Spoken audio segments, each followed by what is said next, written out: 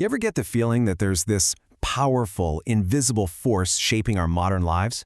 Well, in this explainer, we're going to pull back the curtain and see what it is. We're talking about the autonomous machine. We've all felt this disconnect, right? On one hand, technology comes with this incredible promise. More freedom, to work from anywhere, more connection with people all over the globe, literally more power at our fingertips than any generation before us.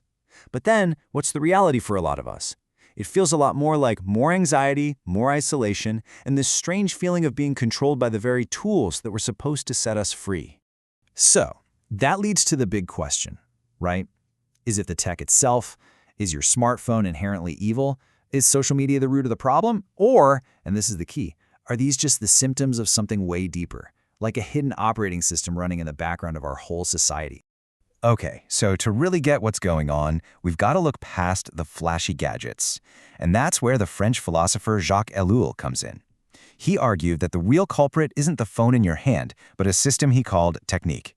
Now, it's super important to get this. When Ellul says technique, he is not just talking about technology, like computers or machines. It's so much bigger. For him, technique is a specific way of thinking. Think of it this way. It's the relentless, all-consuming drive to find the one best way, the most efficient way to do absolutely everything. And then, and this is crucial, making that the only way. And look, this is not some conspiracy theory about a secret group of people pulling the strings. That's not it at all. Ellul's big idea is that we're not being controlled by people, but by a system, an autonomous machine with really just one prime directive: make everything efficient, period. It's like a system that's taken on a life of its own. So, you might be wondering, how does a system like this get so powerful? How does it become this unstoppable force? Well, it runs on a really simple but crazy powerful cycle that just keeps feeding itself. All right, let's break this cycle down. Step 1. Someone identifies a problem, right? An inefficiency. Maybe your commute takes too long or sending messages is a hassle. Step 2. A new technical fix is invented to solve it with maximum efficiency. Think about navigation apps or instant messaging. But here's where it gets interesting. Step 3. That new efficient method becomes the only right way to do it. And then, step 4, the kicker. This new way of doing things creates a bunch of new problems nobody saw coming. Things like data privacy concerns or that feeling that you have to be online 24/7. And guess what? Those new problems are just seen as more inefficiencies that need to be solved with what? More technique. And the cycle just starts all over again. It never ends. So this cycle, it's not just some abstract idea. It has built a very, very real world around us, kind of like a prison for the modern mind. So let's take a look inside. Welcome to what's been called the Digital Panopticon.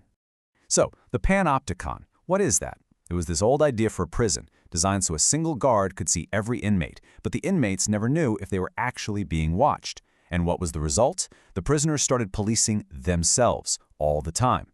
The Digital Panopticon is basically the same idea, but there's no person in the guard tower. The guard is technique. It's the cold logic of efficiency, measurement, and optimization, watching everything. And you see this everywhere in your daily life, right? Think about it. Social media algorithms don't just show you content, they're literally shaping your reality to keep you scrolling. Productivity scores at work? They're tracking every click to squeeze out maximum output. Those smart devices in your home? They're not just waiting for you to say something, they're constantly listening, learning, trying to become more efficient. Your GPS app, does it ever suggest the scenic route? No way. It dictates the one single best way to get there. And even something as personal as your health gets turned into a data problem for your fitness tracker to solve. See the pattern? In every single one of these cases, a rich, complex human experience gets flattened, dehumanized, and reduced to a simple number that just needs to be optimized. Okay, so this brings us to the really big and honestly kinda unsettling question at the heart of all this. In a world totally run by this logic of technique, what happens to all this stuff that you can't measure? The human stuff. What's the real cost of putting efficiency above, well, everything? Well, the sobering truth is pretty clear. In a world run by technique, all those messy, beautifully inefficient human values, things like morality, quiet contemplation, creativity, spirituality, they just don't compute. The system doesn't know what to do with them, so they get pushed to the side. Why? Because you can't optimize them. They become secondary to the system's one and only goal: And what that means is that a really fundamental shift has happened. The whole system, it's not really organized around what's good for us anymore. Inside the logic of this autonomous machine, we, human beings, are no longer the goal. So what are we then? We're just another part of the machine. We've become a resource, a variable that needs to be managed, tweaked, and optimized, all in the service of the system's own relentless, endless pursuit of perfect efficiency. So I want to leave you with this.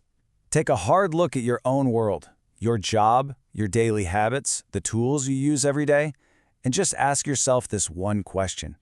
In my life, where am I serving efficiency, and where is efficiency still serving me?